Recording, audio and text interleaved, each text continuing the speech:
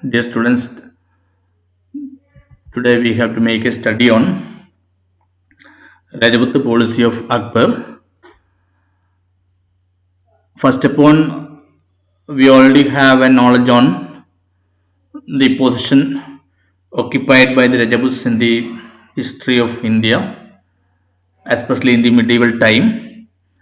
Rajput were initially they were identified as the tribal group. They were occupied in the center area of India, and number of principalities in the name of Rajputana, various names like that of Malwa, Ranthambore, Jaisalmer, Mewar. So these are some of the prominent Rajput provinces or principalities that was formed in the medieval period. Rajputs were very famous for their valor and courage, and they offered stiff challenge to the Sultanate and Mughal rulers. While studying the medieval history of India, we have to see that history is engaged or revealed by the strong challenge that was offered by the Rajputs. നമ്മൾ പറയുന്ന മധ്യകാല ഇന്ത്യയുടെ ചരിത്രം പഠിക്കുന്ന സമയത്ത് സുൽത്താനത്ത് ഭരണാധികാരികൾക്കെതിരായിട്ടും മുഗൾ ഭരണാധികാരികൾക്കെതിരായിട്ടും ശക്തമായ challenge വെല്ലുവിളി ഉയർത്തിയ രാഷ്ട്രീയ വിഭാഗമാണ് രജപുസ് എന്ന് പറയുന്നത്. So while looking economically, the Rajput principalities that were not important because that was not a fertile land. Most of the land that was hilly areas and rocks. So in this way, economically it was not a very important area or geographical area. But while looking military side, most of the Rajput states that occupies very important military strategic points, the huge rocks and hills that provide them a secure position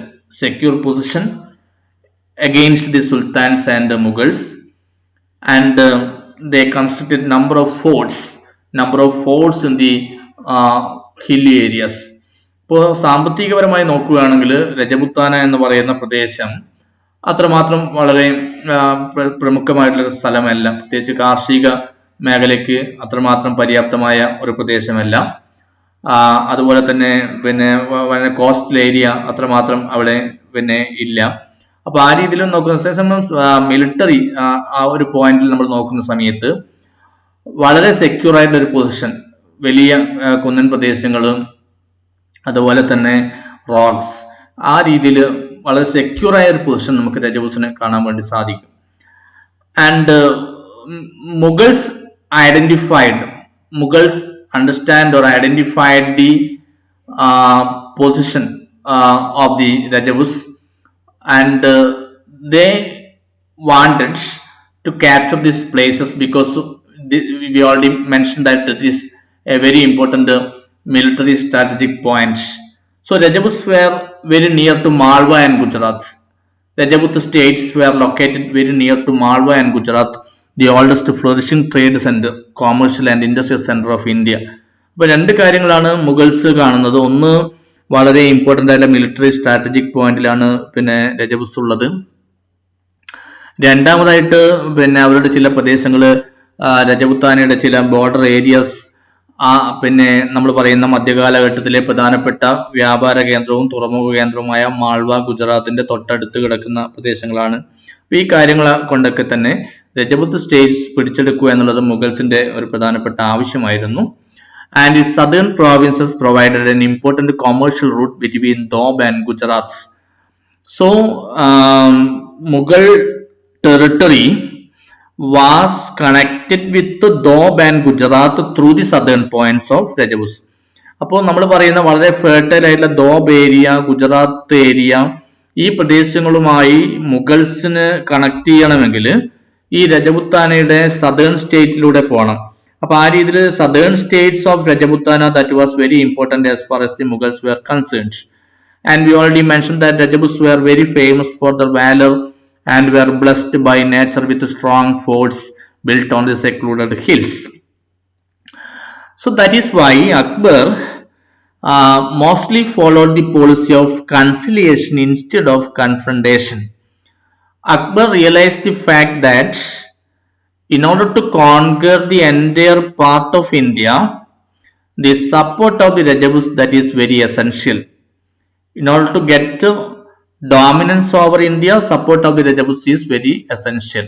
ഇപ്പൊ India മുഴുവനായി പിടിച്ചെടുക്കണമെങ്കിൽ രജപുത്രന്മാരുടെ support ആവശ്യമാണ് എന്നുള്ള ധാരണ അക്ബർ മനസ്സിലാക്കുകയും that is why he followed the policy of conciliation, സഹവർത്തിത്വം, instead of confrontation. ചില അപൂർവ സന്ദർഭത്തിൽ ചിറ്റോർ ഉൾപ്പെടെയുള്ള പ്രദേശങ്ങളുമായി കൺഫ്രണ്ടേഷന് പോയിട്ടുണ്ട്, ഏറ്റുമുട്ടലിന് പോയിട്ടുണ്ട്. പക്ഷെ രജപുത്രന്മാരുമായി വളരെ സൗഹാർദ്ദപരമായ ഒരു ബന്ധം സ്ഥാപിക്കാൻ വേണ്ടിയിട്ടാണ് അക്ബർ പ്രധാനമായും ശ്രമിച്ചിട്ടുള്ളത്. That is why he adopted the policy of matrimonial alliances and instead of patrimony and dominance Akbar offered the Rajput friendship and cooperation. ഭൂരിഭാഗം മുഗൾ ഭരണാധികാരികളും അവരുടെ ചുറ്റുപാടുമുള്ള ഭരണാധികാരികളോട് ഒരു പാട്രിമോണിയൽ ആയിട്ടുള്ള ഒരു ഡോമിനന്റ് ആയിട്ടുള്ള റിലേഷൻഷിപ്പ് കീപ്പ് ചെയ്യാൻ ശ്രമിച്ചപ്പോൾ Akbar offered the Rajaputs friendship and cooperation. ആ ഒരു നയമാണ്.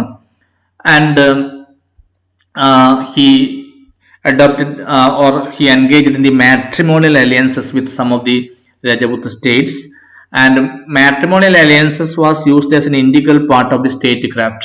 നമ്മൾ മധ്യകാല ചരിത്രം പരിശോധിക്കുന്ന സമയത്ത് ഈ പറയുന്ന സമീപ പ്രദേശങ്ങളിലെ ഭരണാധികാരികളുമായി വൈവാഹിക ബന്ധത്തിൽ ഏർപ്പെടുകയും അതിലൂടെ ഒന്നുകിൽ അവരുടെ പിന്തുണ നേടിയെടുക്കുകയോ അല്ലെങ്കിൽ ആ ഭൂമിശാസ്ത്രപരമായ മേഖലയിൽ ആധിപത്യം സ്ഥാപിക്കുകയോ ചെയ്യുന്ന ഒരു സ്റ്റേറ്റിന്റെ നയമായിട്ട് മധ്യകാലത്തിൽ പല ഭരണകൂടങ്ങളും ആ ഒരു നയം സ്വീകരിച്ചിട്ടുണ്ടായിരുന്നു. അതുപോലെ തന്നെ അക്ബറും മാട്രിമോണിയൽ അലയൻസ് രജപുത്രന്മാരുമായിട്ട് മാട്രിമോണിയൽ അലയൻസസിൽ വന്നിട്ടുണ്ട്.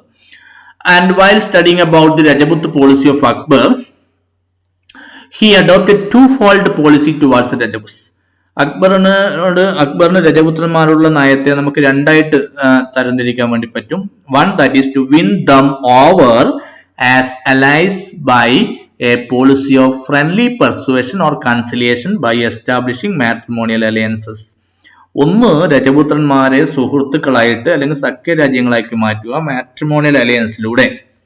രണ്ട്, if the policy of conciliation or persuasion is unworkable, indulge in the warfare and ensure submission.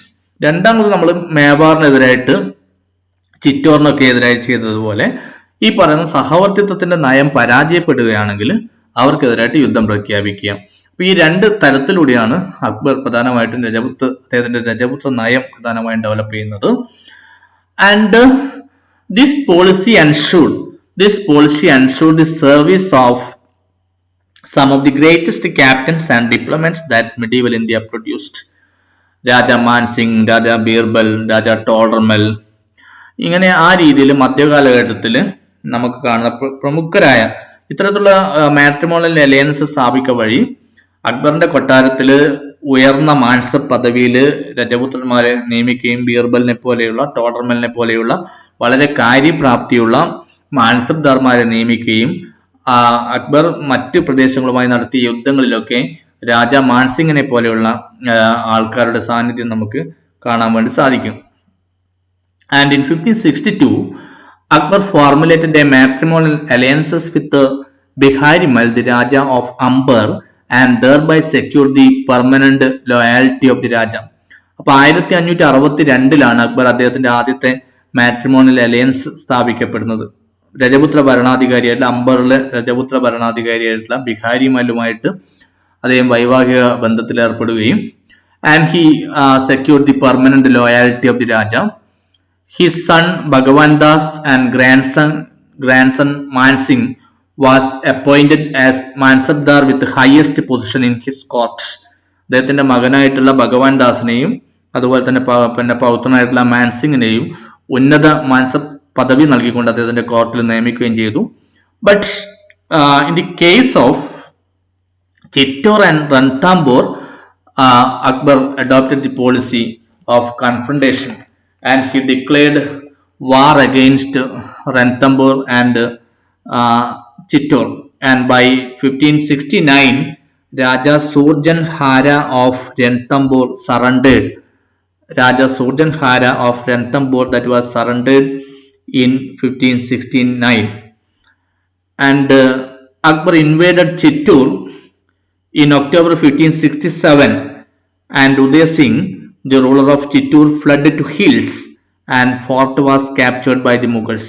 ഇപ്പൊ രണ്ട് രജപുത്ര പിന്നെ ഭരണാധികാരികളോട് അദ്ദേഹം സഹവർത്തിത്വത്തിന്റെ നയം ഉപേക്ഷിക്കുകയും യുദ്ധം വെറുക്കുകയൊക്കെയാണ് ഉണ്ടായത്. 1567 അദ്ദേഹം ചിറ്റൂർ ആക്രമിച്ചു. അവിടെ ഉണ്ടായിരുന്ന ഭരണാധികാരിയായിരുന്ന ഉദയ് സിംഗ് മലമ്പ്രദേശങ്ങളിലേക്ക് രക്ഷ നേടുകയും ആ പ്രദേശം അക്ബർ കീഴടക്കുകയും ചെയ്തു. 1569 രൺതാംബൂറിലെ ഭരണാധികാരിയായിരുന്ന രാജാ സുർജൻഹാരെ അദ്ദേഹം പരാജയപ്പെടുത്തി. And followed by he made an attack on Raja Ramachandra of Kalinjar, rulers of Bikaner and Jaisalmer, and within a short span of time all these places were captured by Akbar.